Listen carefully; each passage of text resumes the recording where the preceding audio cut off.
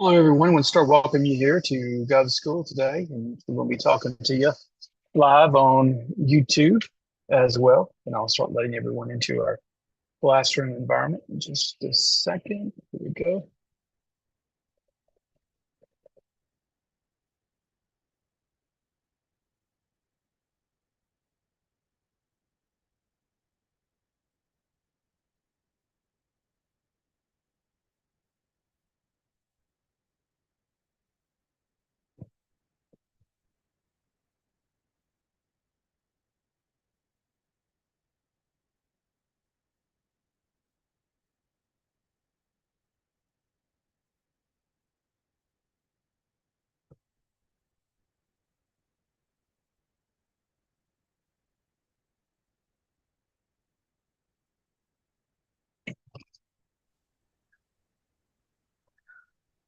Hello, everyone. I'm going to start welcoming you here to Gov School today, and we're going to be talking about micro purchases.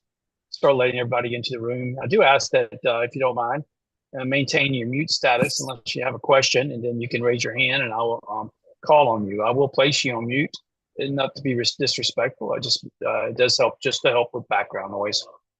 We are live on YouTube, so thank everybody for coming to our YouTube channel as well. So I appreciate you following us and making sure that you learn something new with our system. So I'm just letting everybody in as I continue to get you ready.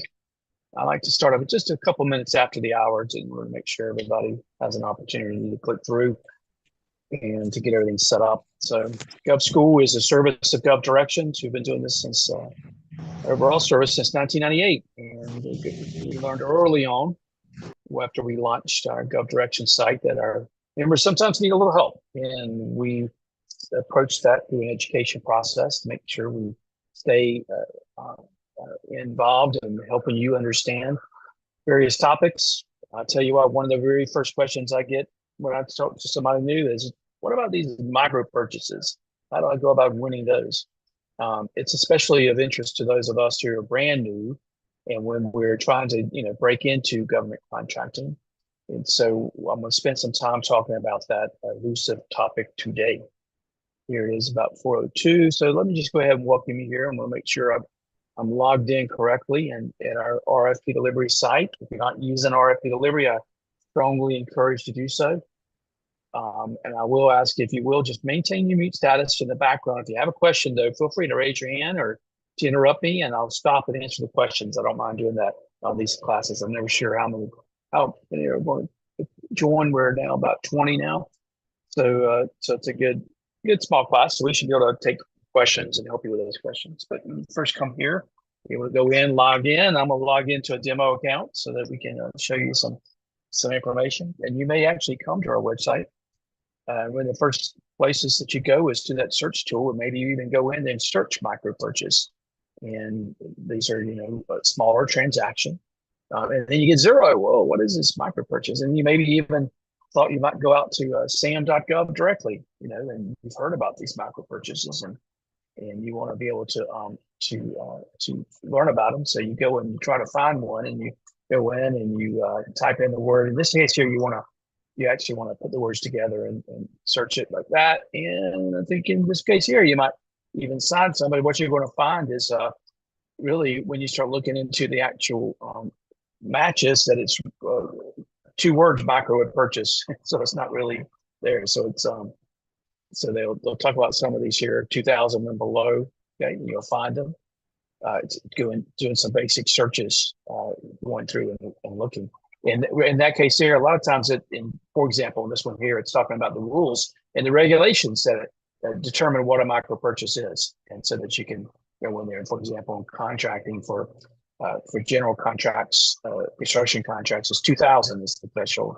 And so they have to bid those projects out there. So, it's important that we come to learn what they are. Okay.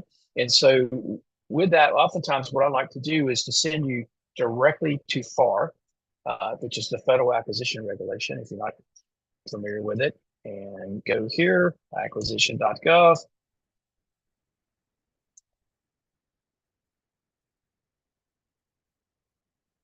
Are you getting questions about this is being recorded? Yes, it is. I'm not going to use the slide today. I'm a big believer in experiential learning, so I'm going to go to the original sources and show you that detail where you actually go. So the acquisition.gov defines how we approach micro purchasing. You can go in, you can browse the FAR, and this will govern any federal government office. And I'll talk about state and local in just a minute. The federal government is specifically defined, and so you can go in and look under the definitions and drive down until you get to the definition of micro purchase. Okay, and it's spelled out clearly. Okay, so as you talk about the different types of purchases, different types of acquisition methods, you can actually come here and learn about them. But the most common, of course, is going to be the combined synopsis solicitation, which is a streamlined acquisition method to help governments acquire. You're also going to have the solicitation. You're going to have the general request for information on sources sought, and then other types that will be available to you to buy. But if a project is smaller, the micro purchase threshold or below, then you'll see that government contracting officers who work with you have warrants, and they have warrant levels, and they can actually go in and make a general purchase at certain levels directly off of a P card, a purchasing card. And it's defined specifically as those products for the threshold below 10,000, except when they specifically meet these additional requirements. And those potentially anything that has a wage rate requirement is 2,000, contract labor standards 2,500, and then other types can go up to 20,000 and 35,000 as you step into those. But the primary number is the 10,000 threshold. And of course, some of those, as you actually tap into it, you can see that the streamlined acquisition or simple awards or simple process can go up to 250,000. So whenever you're looking at these, you basically are looking at several different levels that a contracting officer has to actually pursue.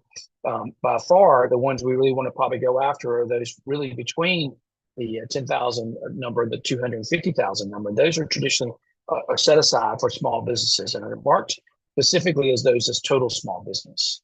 And you'll see those actually within SAM or within RFP delivery. And we actually provide you different methods to go in and search that. And just pop back over to RFP delivery just so you can see that, because you don't see it as simple method to search in the SAM as you do within our system. I would like to show you different ways to do that. So we actually mark those, and you're able to step in and then go over there and sort them. And you can actually look at specific industries or about particular NAICS codes in order to see all the ones that are marked as small business. And then you apply that filter and you can see those. So these are going to be between the thresholds up to at least 250. And then some of the larger ones that have been set aside specifically for small businesses, and they're marked as such. Okay. Now, when you're looking at the actual ones that are micro purchase specifically, then you can look by individual departments. And I like to go in and then you can go actually search, and you can find that, for example, in the GSA Advantage. I'll come back to that. Okay, but within various agencies, they'll provide specific instructions to you on how they actually handle the micro purchase within that agency, and that's led to the discretion of the purchasing officers there. And they'll explain to you. So if you have an interest in FAA, then you would go to the FAA site and then go over to the micro purchase. If you have interest in, for example, transit, which there's a lot of purchasing happening right now, or happening in the near future for a lot of different reasons. You'll see there they have the small business threshold at 250,000, and then you can come in for the others, as we mentioned earlier, for construction projects 2,500 to 3,000, going into to the higher level for various projects within the organization. Okay, and stumbling around just a little bit there because it can get somewhat confusing as you try to explain it, but they'll list those in there, and they've grown over time to the higher levels and have this. But you will go here and you'll learn, and they'll have various industry days, and they'll have various announcements when they're going to procure those. And so you want to watch for those going in. FEMA, also specific methods for procurement, okay, and list those as their informal methods specifically for micro purchases here. And they'll have a checklist on how they actually will do that. And they actually go in and they'll do market research to see if there's a ready marketplace to allow them to procure very quickly and as necessary. Going in to USDA, bouncing around here, kind of showing you all the individual websites. Okay, and showing here once again they recently increased that threshold, and also the small purchase threshold, okay, 250,000. And this is the simplified acquisition method using the combined synopsis as well.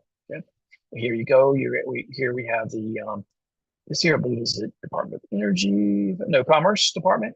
Okay, going in, they'll buy office supplies, computers, cleaning supplies, equipment, machinery, signage, parts and accessories. So these are all bought off using their P cards. Going in, finally another one.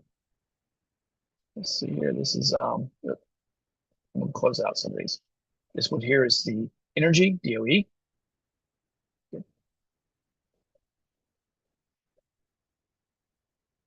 We'll buy off the various schedules. Close some of these out. And going in, and I said I mentioned state and local. State and locals don't have such a straightforward process, and most of those are going to be driven by the individual local government ordinances and state government ordinances that have to do with their procurement at various levels. As you have to look at that within each department, within each agency or each government as you go into it. It's not as formal as it is at the federal government level. And they're able to buy that. Now, the truth of the matter is most contracts still are issued and procured, and there's a bid that goes along with that. So it's not as common as everyone thinks. And so it's just kind of important to understand that most are still bid out, even at the very small levels. Oftentimes we can go in and we can actually monitor what government's actually doing at the local government level through their individual budgets. And we'll see some of the ones we posted this morning, or what would be considered most likely a micro consultant. So it's under a $20,000 level, $25,000 level, depending on the state. And they're able to go out and just negotiate with those projects as opposed to procuring those. And so when you learn about these projects through the agendas or through the minutes of meetings or through the budget itself, you can go ahead and approach them. They're not in a cone of silence at that time. And you're able to go in and actually negotiate with them and propose your idea, propose your product. And then they may go to a formal, informal quoting process to make sure it's competitive, but it allows them to do that. So could I ask me if I could go slowly over how you are reaching these sites? Well, we do have most of these sites listed within our RFP and GovDirections as we send you to them. And we'll summarize the projects as they list them each year, even the micro purchases. And that's more in the October timeframe as they start approaching their forecasting, generally forecasting by quarter. And you'll see those with the word upcoming coming up in front of them. But within each of these, let's just show you one of them for Federal Aviation Administration. They have a procurement and contracting site. Every agency will have this sort of web page built within it. Okay, and then under that, they'll have a section. They'll talk about the general procurement of how they're working, but specifically micro purchase. And then you can step into that, and each department will explain to you how they actually will use micro purchases to buy products that fall below the threshold. A lot of times, as I mentioned earlier, they'll go to the GSA schedule, the GSA Advantage, and so it's important that you, as a company, get on that listing because then you're in that pre-approved. You've been vetted. You've got everything there. It's a process to do that. We can assist you with that, but I'm able to come in and then very quickly go in and search products like computers, and then see the companies that potentially can fulfill that order for me as a procurement officer, and I can go off and just buy it straight on my P card. Probably shouldn't have done a big old global word like computer, but here I'm going to give you some examples. And so then they're listing the sources, and so that the individual agency can go in there and see who they're able to buy from. Okay, and see there's 4 different sources there for that. 28 sources for this product and 5 sources. So those sources have all been vetted and are on the schedule.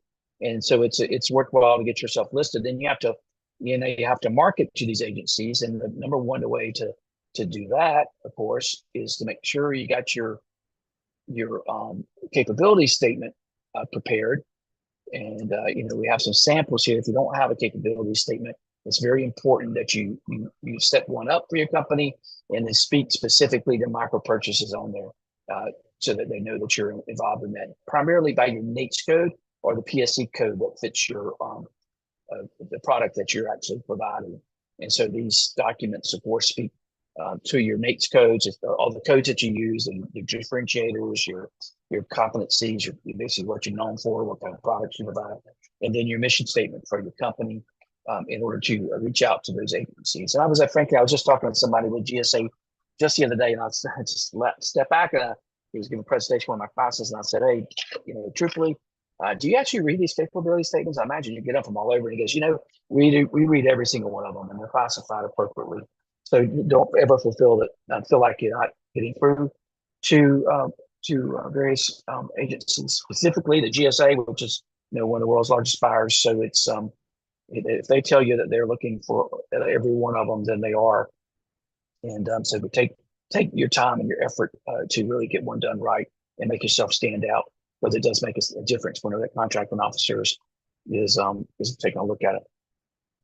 And so what I wanted to do just quickly is just to go over a 15-20-minute session today to talk to you about specifically what a micro purchase is. And I would really like to see if I could answer questions that you might have, and try to help you with those individual questions. And when I do that, I like to then go off live on YouTube so we can feel a little bit uncomfortable talking. So I thank everybody for coming to us today on YouTube.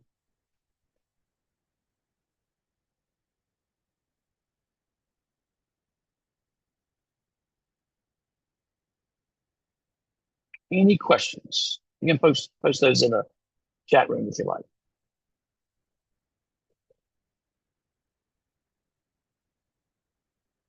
Everybody understands what a micro purchase is. So these are the smaller purchases. These are the smaller items.